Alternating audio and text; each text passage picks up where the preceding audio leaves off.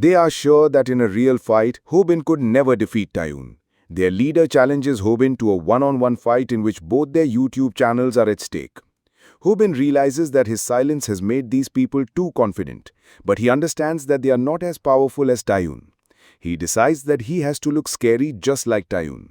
So he says the same line, "Bring out your inner sense," but everyone gives him money and starts laughing. Everyone knows that he's imitating Tayun, but that thing only looks good on Tayun. The thugs are about to attack Hobin when Kim comes there and scares everyone, which makes them stop. Later, Hobin and his friends talk about the group that was attacking Gil. They call themselves the comedy crew and only make prank videos. The worst part is that their channel is getting quite popular. Spencer thinks that he has to impress Gil, so he tells Hobin that he should have been more active. Gil was in danger and he just kept talking. Hobin says that Spencer was also there, so Spencer admits that he lost, but at least he fought. An argument starts between them. Just then, Gil is surprised when Hobin promises that if anyone ever bothers her again, he will teach her how to defend herself. That night, Hobin dreams of the time when Kim helped him. Kim let him follow him on Instagram, but Kim was more worried about Bhumi. He told Hobin to call Bhumi because she is not someone to be ignored. Hobin thinks that it is easy to say, but he cannot face Bhumi after his defeat. On the other hand, Gil laughs hysterically because Hobin protected her. She gets very excited and immediately messages Hobin. Hobin thinks that it must be something important, but Gil just wanted to message him. At McDonald's, that same tall man stares at Bhumi again and then leaves. Bhumi is happy that he left, but she finds it strange that he keeps staring like that. She starts to get scared because she is on the night shift today and thinks that he might be waiting outside. Just then she is surprised when Hobin suddenly comes there and orders something. Bhumi says angrily that she doesn't have that variety, but still she gives him that thing, and angrily calls the next customer. Hobin understands why Bhumi is angry. He had been missing for 2 months without saying anything. Hobin has his reasons, but he knows that Bhumi doesn't know how embarrassed he feels. But Bhumi had made that thing herself for Hobin. So Hobin thinks that he has to eat it now. Just then Bhumi notices that something is written on Hobin's hand. Hobin had written for himself that he should not call or message Bhumi, but should go and meet her himself. He had even written what to say to her. Seeing this, Bhumi laughs, but she hides it and calls the next customer. Hobin thinks that there is no other customer around, but the most important thing is that Bhumi smiled. Bhumi denies it, but Hobin says that he saw her cute dimples. Bhumi says that her dimples are always cute and then says that Hobin should leave now because there is a lot of work. Hobin thinks that maybe everything can be normal again, so he asks Bhumi how she is. But then the atmosphere completely changes when Bhumi says that Hobin has hired a girl as an editor. Hobin doesn't understand what's happening. Bhumi is smiling, but she looks even scarier than when she was angry. Hobin tries to explain everything and says that his editor's name is Gil and she's very cute. Gil accepts that Hobin finds Gil cute, and Hobin understands that he is digging his own grave. Then things get even worse when Gil comes there and also asks if Hobin thinks she's cute. Hobin replies yes, she is popular in the whole school. He thinks that maybe she came to meet him, but Gil says that she came to show him a song she wrote.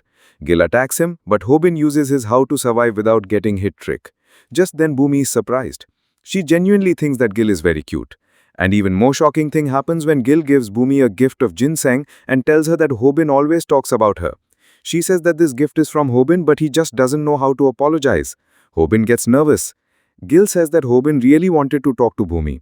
Bhumi quietly tells Hobin to message her, but then repeatedly tells him not to. Gil says that she has to leave now and makes an excuse that her ingrown toenail is hurting again.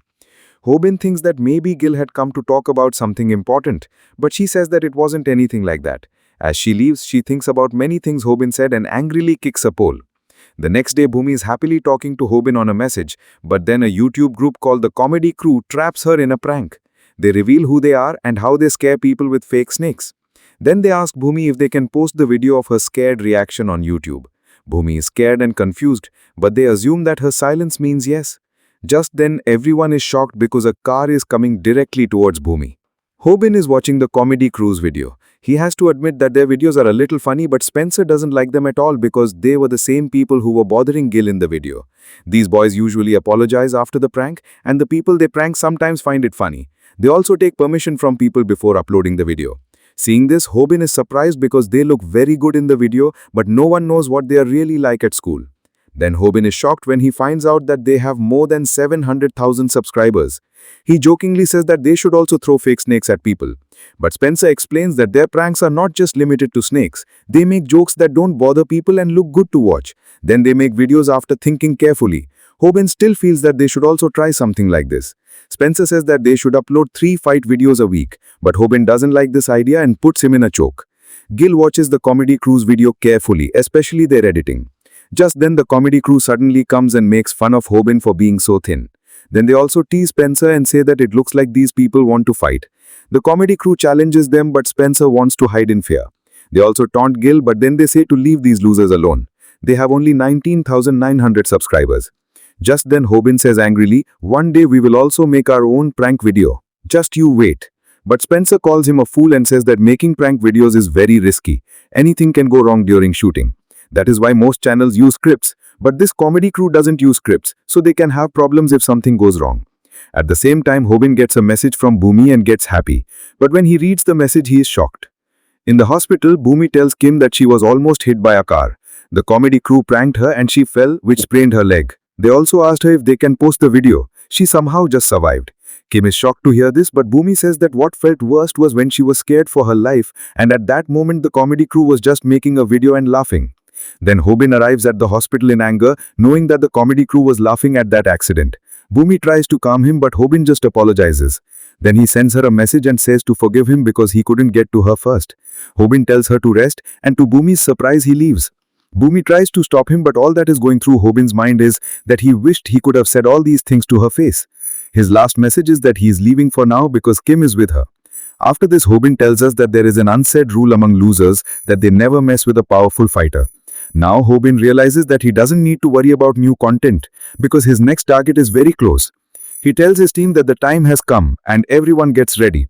Spencer assures Hoban that they have been following the comedy crew very well and they have no suspicion that someone is spying on them.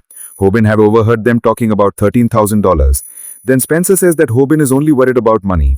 Hoban has concluded that the comedy crew is staging their content as Bhumi told him, but he has no proof. Just then Spencer says that he might have something. Spencer mentioned a video in which a girl was pranked in an elevator. The comedy crew acted like mafia bosses, but Hoban doesn't see anything wrong.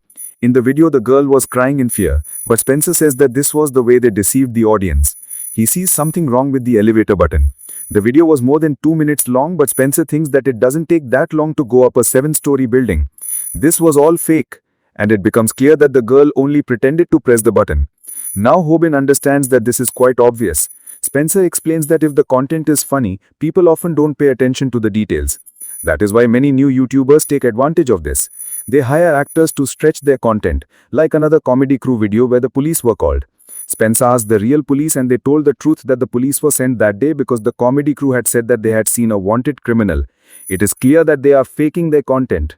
That is why Spencer thinks that they should expose them. Hoban, however, is not satisfied with this because it didn't have the same impact as taking down someone like Peko. Just then Rumi comes and proposes a collaboration. She wants to make a prank video in which they spill coffee on her shirt. She says that everything is staged now, and they think that they can get a lot of views this way. She wants Hoban to write a script and start practicing, but Hoban gets angry and says that Bhumi got hurt because of a prank, and if Rumi wants to go for fake content, she should work with the comedy crew. Rumi feels very bad to hear this, but in a little while we see that she took Hoban's advice and was now doing a prank with the comedy crew. They say that they don't usually stage such pranks, but Rumi says that there is no harm in telling the truth.